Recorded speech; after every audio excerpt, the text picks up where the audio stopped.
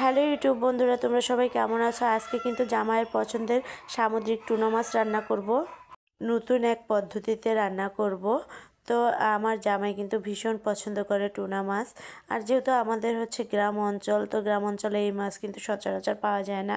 তো এখন আমি হচ্ছে এই যে বাইরে চলে আসলাম, তো সব কিছু নিয়ে আসলাম রান্না করার জন্য। এখন কিন্তু এই যে মাছটা কেটে নেব। মাছটা হচ্ছে ওয়েট প্রায় 1.5 কেজির মতো হবে। আর জামাই খেতে চেয়েছে বলে কথা, তার জন্য কিন্তু আমি রান্না করছি।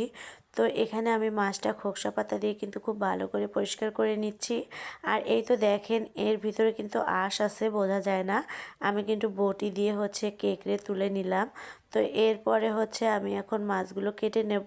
তো দেখেন, আমার ছোট্ট একটা ফুল বাগান আছে। ফুলগুলো কিন্তু খুব সুন্দরভাবে ফুটে আছে, আর দেখতেও কিন্তু মাশাল্লাহ অনেক সুন্দর লাগছে। আর এই তো হচ্ছে মাছটা কেটে নিচ্ছি। সামুদ্রিক মাছ কিন্তু হচ্ছে শরীরের জন্য অনেক উপকারী, আর এই মাছগুলো খেতে কিন্তু আসলে অনেকটাই স্বাদ লাগে। তো এই তো হচ্ছে আমি এখন কেটে নিচ্ছি।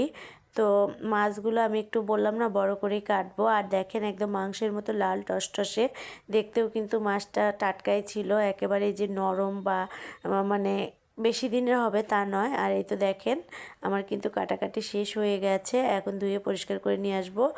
রান্নার জন্য তো সব কিছুই নিয়ে এসেছি। তো এখানে আমি এই যে পেঁয়াজ বাটা, তারপর হচ্ছে রসুন বাটা, আদা বাটা সব একসাথে ব্লেন্ডার করে নিয়েছি, মরিচ বাটা।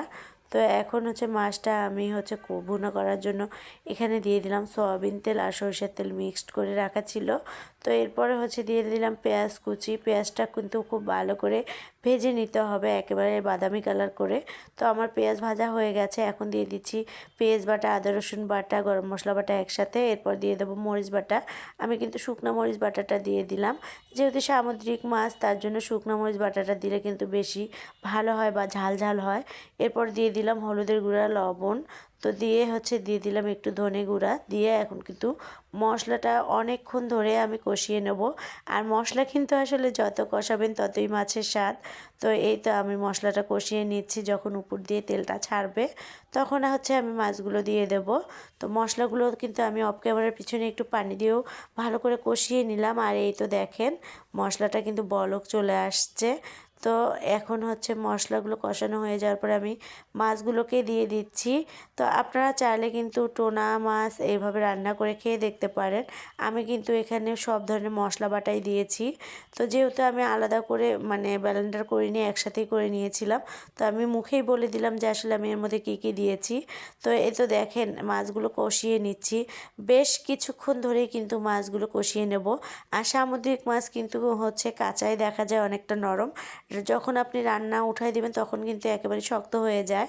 তো আমি এখানে মাছগুলোকে খুবই ভালো করে আগে কষিয়ে নেব। তো কষিয়ে নেওয়ার পরে যখন উপর থেকে তেল ছেড়ে দেবে তখন আমি হচ্ছে এই যে ঝোল দিয়ে দেবো। তো ঝোল বেশি দেব না, যেহেতু আমি একেবারেই ভুনা ভুনা করে নেব, তার জন্য আমি ঝোল অল্প করেই দিয়ে দিলাম। আসলে যতটুকু লাগবে ঠিক ততটুকুই। তো জানি না আমার ভিডিওগুলো আপনাদের কাছে ভালো লাগে কি না। যদি ভালো লেগে থাকে তাহলে অবশ্যই লাইক কমেন্ট শেয়ার করে পাশে থাকবেন। চ্যানেলটিকে কিন্তু সাবস্ক্রাইব করতে একদমই ভুলবেন না। আর এই তো আমি হচ্ছে এখন মাছগুলোকে ঢেকে দেবো। আর খোলামেলা আকাশের নিচে রান্না করি। আর যেহেতু আমার রান্নাঘর নেই, চিন্তা ভাবনায় আছি যে রান্নাঘর একটা করব। তো দেখি কি করা যায়। তো এখন হচ্ছে মাছটা এই যে প্রায় ভুনা হয়ে আসছে। এরপরে আমি একটু দিয়ে দিলাম গরম মশলার গুঁড়া দিয়ে আর একটু ভুনা করে নেব। আর যেহেতু জামাই বলছে একেবারে ভুনা ভুনা করতে হবে, তার জন্যই ঝোল রাখতেছিলাম না, একেবারেই শুকনা করে নিচ্ছিলাম।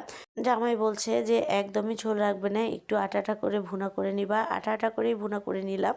তো এই তো দেখেন আমার মাছ রান্নাটা। আপনাদের কাছে যদি আমার মাছ রান্নাটা ভালো লেগে থাকে তাহলে অবশ্যই আমার চ্যানেলটিকে সাবস্ক্রাইব করে পাশে থাকবেন এবং লাইক কমেন্ট শেয়ার করেও পাশে থাকবেন। তো আজকে এই পর্যন্তই। সবাই ভালো থাকবেন, সুস্থ থাকবেন। নেক্সটে নতুন ভিডিও নিয়ে আসার চেষ্টা করব।